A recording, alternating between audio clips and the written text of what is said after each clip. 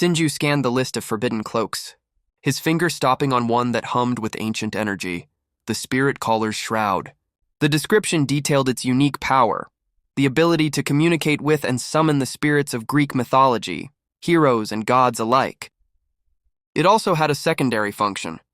By finding and helping lesser, lost spirits pass on, the cloak itself would grow in power.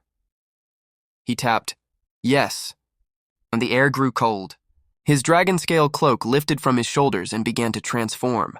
The interior lining shifted into a substance resembling pure white fur, while the black fabric of the cloak itself began to change, a bleaching white effect seeping up from the bottom like rising mist. As the transformation completed, the translucent figure of the Spartan king Leonidas appeared before him, gave a slow approving nod, and dissolved. In the hardware shop, the goblin smith returned with a dagger called a soul drinker.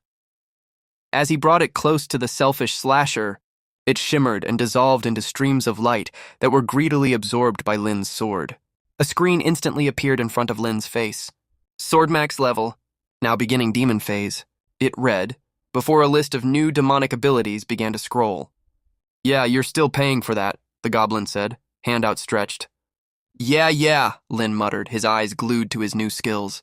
"Nope, no side quest for me, Sinju," he thought with a smirk. The group met back up in the crowded thoroughfare. "Sinju, you look different," Leo said, tilting his head. Lyra chimed in, circling him. "I think it's the hair." "Did you get a new style?" she asked. "No," Sinju replied, amused. "Look again." The twins said in unison. "It's the cloak," Lin said with a wave of boredom. He puffed out his chest. "Notice anything different about me?" "No," Leo said plainly. "Nope," Lyra added. "Anyway," Sinju cut in, "they know we're not from around here. We should dress the part before we head out." They found a thread shop and quickly purchased simple all-black cloaks. Sinju, however, just pulled up his new hood, the ghostly white trim making him look like a phantom in the gloom. As they turned to leave, Lin, swaggering with his new power, drew his sword. "Behold the power of the demon phase!" he roared. The blade pulsed, and a single malevolent red eye in the hilt swiveled wildly. He attempted a flashy swing, but the sword hiccuped, firing a thin beam of purple energy that sliced a nearby fruit vendor's cart in half. An avalanche of produce spilled onto the street. The chaos triggered the twins' connection. A violent magnetic force yanked them toward each other. "Whoa, not again!" Lyra yelped, her hands glowing with crackling blue kinetic energy as she resisted. Leo was simply yanked off his feet. They collided with a spectacular crump into a massive pyramid of spice baskets, which exploded in a technicolor mushroom cloud. Amid the chaos, Sinju sighed, calmly paying off the furious vendors. "It's like traveling with a natural disaster," he muttered. Just as the chaos died down, he froze, a chill creeping down his spine as he saw a small, spectral girl weeping in a dark alley. The shroud hummed and her ghostly sobs formed into words in his mind.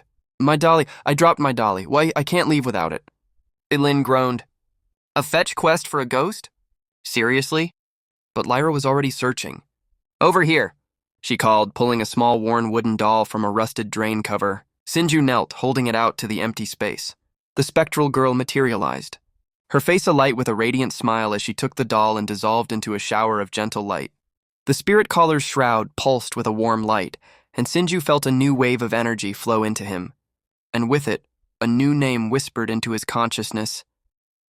Achilles. "Can we please go now?" Lin rolled his eyes. With a final look at the empty alley, Sinju nodded. The quest had just begun,